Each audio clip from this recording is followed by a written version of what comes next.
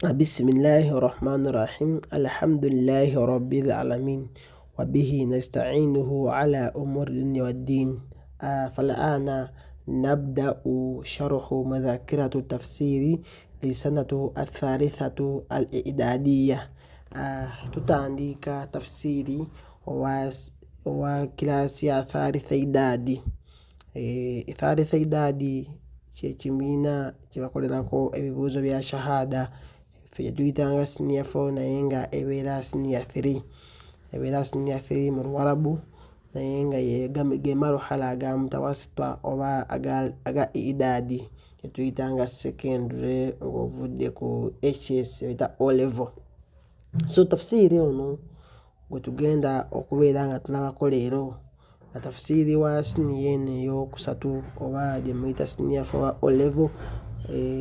Tandikira ku suratu Furqani aya ya 21 ye aya esookera ddala mu kitabo kinene kya tafsiri. Tugamba Allah agamba mu ayati ezo, bisimillahi rahmani rahim, tafsiri suratu Furqan.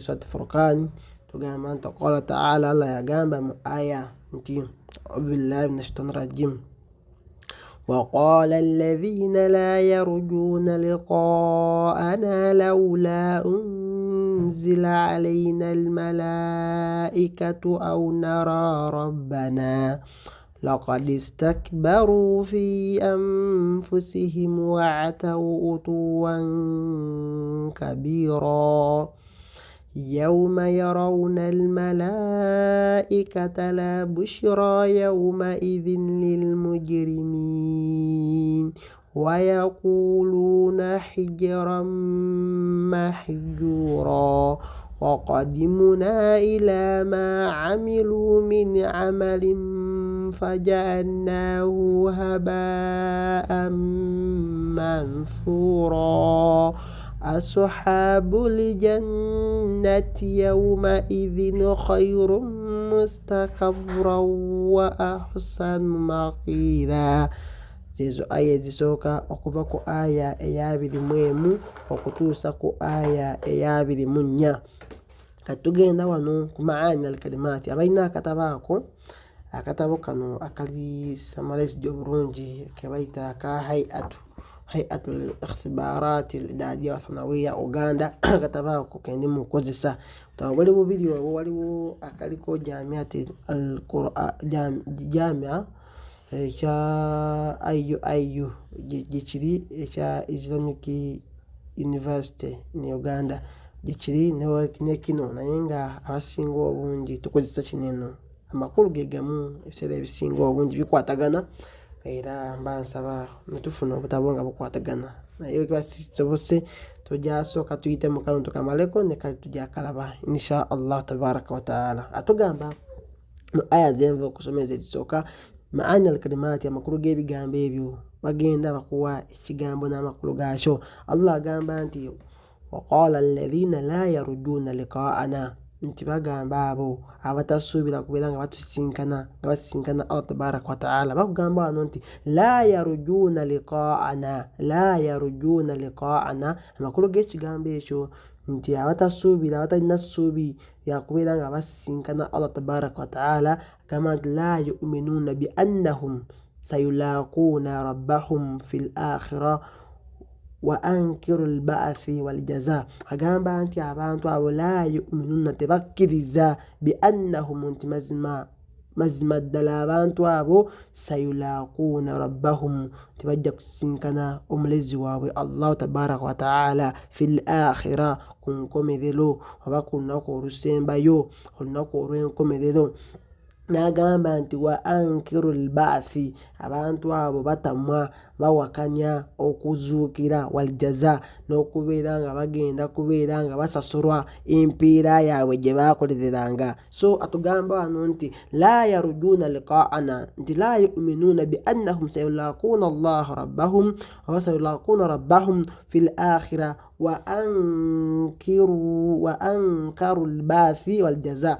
Abantu abo tebakkiriza bawakanya tebakkiriza nti mazima ddala basobola okubeera nga basisinkana Allah tabaraka wataala, era abantu abo batamwa bawakanya okuzuukira n'okubeera nti Allah agenda kubeera nga abasasula. N'agamba nti era abantu abo bagamba nti lawula unzila alaina almalaikatu. Abalina akatabaako mulabe ebigambo ebyo wansi peegi esookera ddala mu katabaako, agamba nti bagamba lawula unzila alaina almalaikatu, bagamba nti halla unzila alaina almalaikatu min indillah agamba nti fanarahum iyanan liyukhbiruna anna muhammadan rasulullah sallallahu alayhi wa sallama haqqan fa inna fi shakki min amrihi. Agamba nti abantu bagamba halla, kale singa unzila alaina almalaika, bagamba nti kale singa Allah atusiza ki zimalaika, singa Allah asa malaika min indillah kuva wa Allah tabaraka wa ta'ala, fanarahum iyanan, ntuzirabirako ddala n'amaaso gaffe, liyukhbiruna nga zitugamba zo zenyini zimalaika nti anna muhammad rasulullahi haqqan, nti mazima muhammadi ono mubaka wa Allah wa mazima, nti mazima muhammadi Allah yamutuma. Nga bo balabanga okukkiriza obukkiriza Muhammad tebasobola kujjako nga Allah abasiza malaika zike zibagambe nti Muhammad oyo mubaka wa Allah wa mazima. Fa inna fi shakki min amrihi, nti mazima ffe tulina okubuusabuusa mu nsonga ze, okugamba nti mubaka wa Allah fe tukibuusabuusa omuntu nga ffe atekisoboka.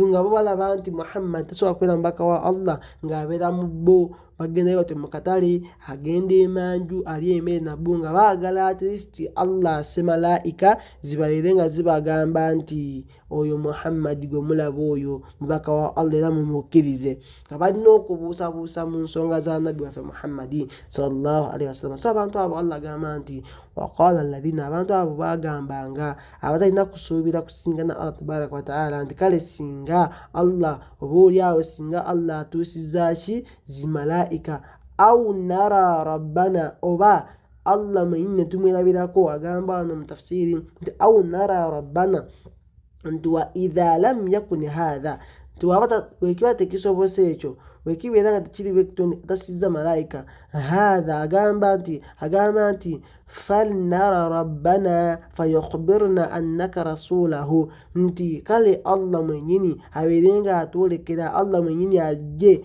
atulabe Allah tabaraka wa ta'ala mwenyini atuyegambire, atugambe nti annaka rasulahu, ti mazima gwoli mubaka we. So nga bagamba nti abantu abatakkiriza kuzuukira nga balaba nti Allah at least Allah yandisiza malaika nezibagamba nti Muhammad mubaka we, tomwafa twako then oba seesho abeerenga Allah mwenyini ajja atwegambire nti Muhammad mushi mubaka we. N'agamba nti Allah n'agamba mu aya eyo nti abantu abo babyogera nti laqad istakbaru fi anfusihim, abantu abo istakbaru fi anfusihim, abantu abo Allah agamba wano nti abantu abo tajabbaru wa ra'aw annahum a'zamu shay'i, abantu abo nti beekuza ne beeraba nga bo bali kintu kyawaggulu nnyo, bali ekintu ekyekitiibwa ennyo, nga balaba nti tasaanidde Muhammadi kubeera nga yabagamba. Allah atisi mwenyini kaweejumbira, Allah mwenyini yabajja abagambe nti Muhammadi mubaka we, oba aseekyo asindike malaika zijje zibagambe nti oyo Muhammad mubaka wa Allah era mumukkirize. So bano abantu abo Allah agamba nti laqad istakbaru fi anfusihim, abantu abo beekuza olwekuza ne bajeeyita nga bajeewulira nga balaba nti bo a'zamu shay'u tajabbaru, abantu abo beekuza, wara'aw ne beerabira ddala annahum a'zamu shay'u, nti bo bali ekintu ekyasinza okuba ekyekitiibwa, bali ekintu ekyenkizo ennyo, tebalaba nti Muhammad sallallahu alaihi wasallam tasaanidde kubeera nga yabagamba nti mubaka wa Allah, waba mubaka nga wadala Allah asindike malaika zibagambe n'agamba nti wa'atawu utuwan kabira. Allah agamba abantu abo nti tajawuza al-haddi fi dhulumi wat-tughyani wa takabbaru. Abantu abo wa'atawu batuuma n'essalo baabuuka ekikomo nti bali abantu abamu baali beekuza ku level wabula bano beetuutuubya ne basuuka n'ekkomo bali babadde bakomanga. Agamba nti tajawuza al-haddi, abantu abo baasuuka ekigero, baasuuka borders, beetuutuubya ne bayita we balina okukoma fi dhulumi, mu bulyazaamaanya, wat-tughyani ne mu buyabuya, okwekuza, wat-tughyani okwefuula abeekitalo, wat-takabburu n'okwekuliza ddala, okweraba nti bankizo okusinga abasigadde bonna. Haythu talabu, mu kaseera ako baasabira nuzul malaika, baagambira nti Allah ase malaika wa ru'yat Allah, n'okubeera nga benyinyi berabira ku Allah muyinyi ajja abagambe. Awo mu mbeera bwetyo baatuuma baasuuka ekigero we balina okubeera nga bakoma nti beeyitawo mu bulyazaamaanya. Baagaana okukkiriza omubaka nga bo balaba nti bali ekintu ekyomuwendo ekyawaggulu ennyo, nga basaba Allah tabaraka wa taala ye mwennyini ajje oba asse zimalaika. So mu mbeera eyo Allah agamba nti wa'atawu utuwan kabira, abantu abo nti balimbisa. Ekigambo ekyo nti abantu abo nti baabuuka ekigero, watagawu, ekigambo atawu kitegeeza nti watagawu nti okutwaga kwe kubeera ng'omuntu ayise w'alina okukoma.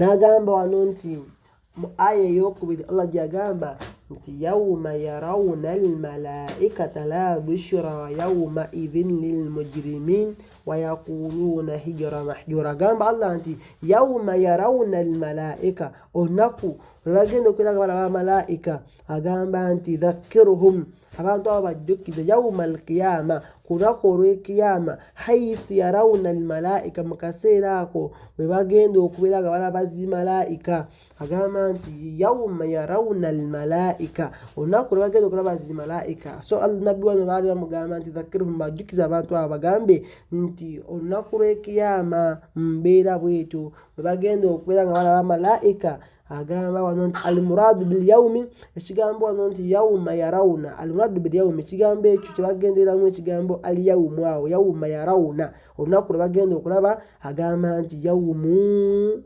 mautihim, olunaku lwe bagenda okubeera nga bafa. Mu kaseera ako omuntu ng'afa malaika azirabako n'amaaso ge. Au yawma al-qiyama, oba olunaku olw'ekiyama, kubanga kiyama abantu bagenda kubeera nga balaba zimalaika n'amaaso gaabwe iyanan, amaaso gano gennyini naked eye, nga si byagamba nti alaba mu katambi oba ka vidiyo baki, ajja kubeera nga azirabako n'amaaso ge.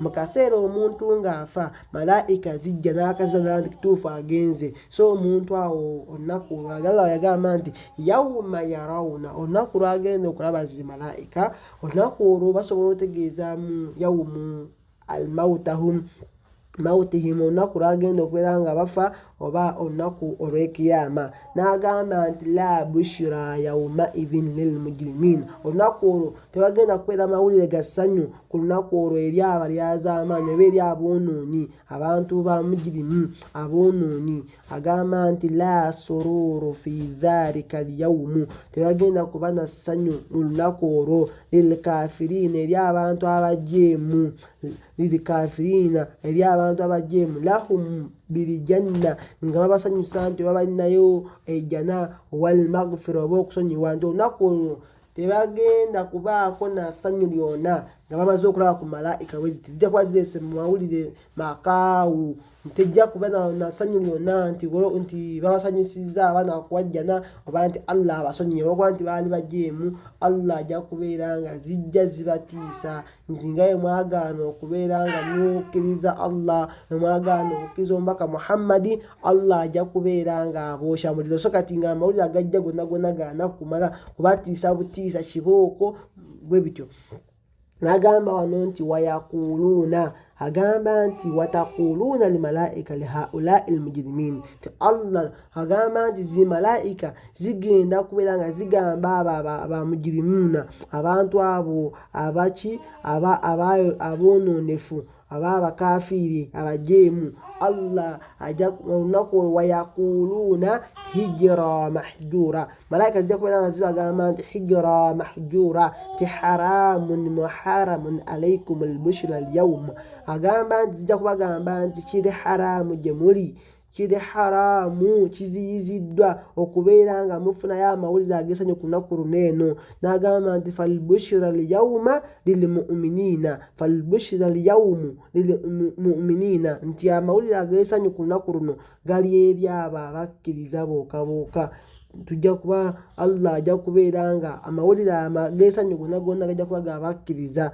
kati abantu bano abatakkiriza bijja kuba amawulire nga gakubazikiriza agamba Allah tabaraka wa ta'ala mu aya eyo nti yawma yarawna almalaika olunaku lwe bagenda okulaba bamalaika agamba nti la bushra yawma idhin lilmujrimina tebajja kubaayo n'amawulire ga ssanyu gonna eri abantu aboononefu oba abantu abakafiri abajeemu n'agamba nti wayaquluuna hijra mahjura malaika zijja kuba zibagamba kigambo kimu nti kiri haramu muziyiziddwako nokwalira okubera nga muweebwa amawulire ageessanyu gonna ne zibagamba nti amawulire ageessanyu agaliwo gonna agaliwo gabakkiriza bokka n'agamba wano nti waqadimuna ila ma amilu min amal Allah agamba nti tujja kubaleetera abantu abo mu ebyo bye baakolanga mu mirimu gye baakolanga Allah agamba nti amadna ila amalihim Allah ajja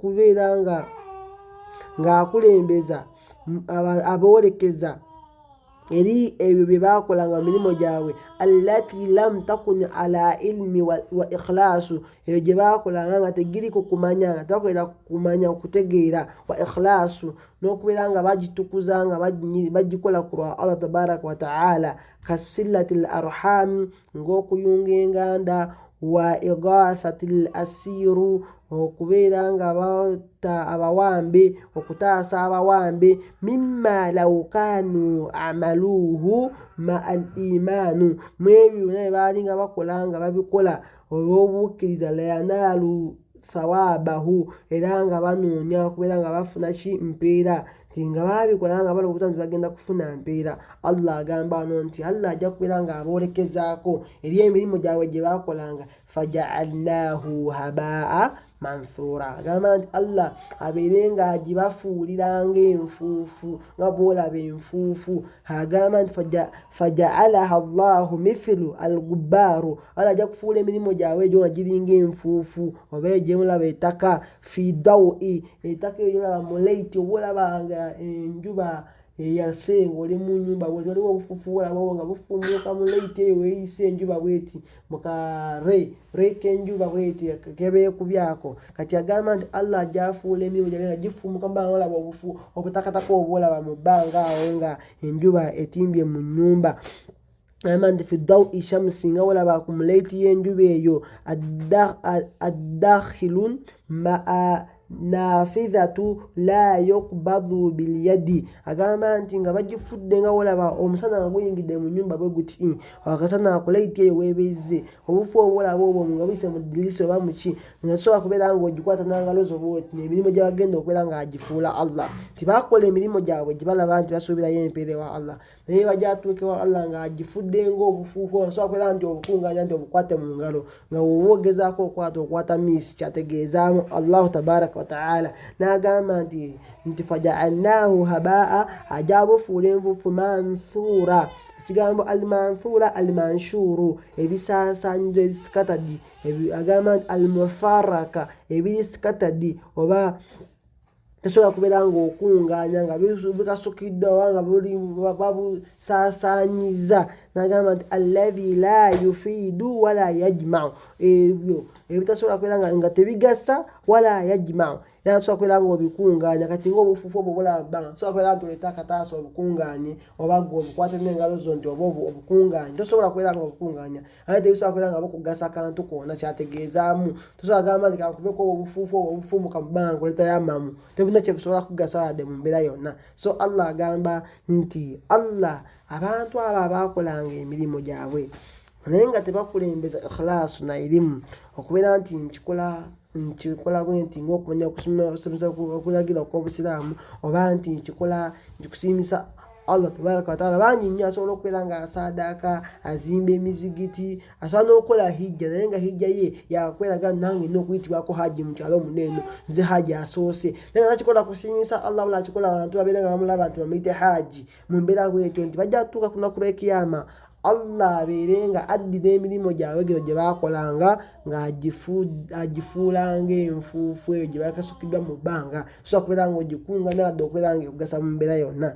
N'agamba wano Allah mu aya eddako esembayo yagamba nti ashabu lijannati, nti ahal janna, abantu ab'omu jana oba bannanyini jana. Agamba Allah nti ashabu lijannati yawma idhin khairu mustaqarra wa ahsan maqila. Agamba nti abantu ab'omu jana abo ku lunaku olwo bagenda kuba n'obutebenkero obulungi, bajja kubeera nga batebenkera.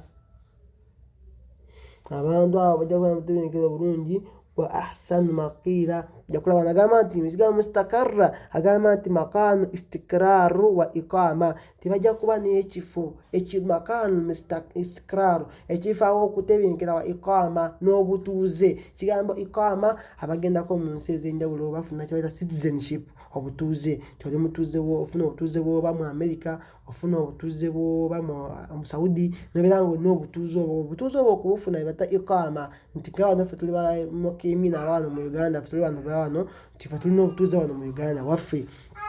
So agamba nti nebali ashabu lijanna, ab'omu jana abo olunaku olwo Allah agamba yawma idhin bajja kuba ni khairul mustaqarra, bajja kuba khairul mustaqarra, bajja kuba n'obuddo oba obutebenkero obulungi, wa iqama n'obutuuze obulungi. Allah bajja kubeera nga abateeka mu jana, bajja kuba ba ahli janna lunaku olwo, nti Allah ajja kubeera nga abateeka mu jana wa ahsan maqila, era abantu abo bajja kuba n'ekifo ekyasinze okuba ekirungi aw'okuwummulira. Agamba nti makan istirahi, ekifo aw'okuwummulira, wakutu dhahira, mukaddaako ak'omutuntu ng'enjuba eyaka bulungi ebbugumu liyitiridde. Kati bajja kuba n'akafo aw'okuwummulira awalungi, ng'abo abantu bagenda ku resort bawummulemuko, bagende mu bifo eby'enjawulo babeere nga bafuna ku fresh air, bagenda ku mbalama z'amazzi. Kati Allah agamba nti ate ab'omu jana bo bajja kuba mu kifo balina obutuuze obulungi, ate wa ahsana maqila, era nga balina aw'okuwummulira awasinga okuba awalungi. Kyategeeza mu aya eyo nti abantu abo Allah ajja kubateeka mu mbeera nga nungi nnyo n'aw'okuwummulira. Ekigambo maqila kitegeeza makanu istirahi, ekifo aw'okuwummulira, wakutu dhahira, mukaddaako ak'omutuntu, mukadde ka dhuhuri, omusana guyitiridde, omusana gwosha, n'obeera nga olina w'oteekako olubabu oti n'owummula nga wenna masha Allah. So hidayatul aya betufuna mu aya ezo. Kitabo kino kyaleeta bakireeta maani al-kalimati deni ne hidayatul aya, tebakuwa sharhul ijmali ezisinga obungi mu kirasi eno. So kitabo kino kiri ebit summarized bulungi nnyo, kitegerekeka naawe omuntu oba obitegedde ebyo osobola obigattagatta n'obeera nga banukula ekibuzo kyonna kiba kizze.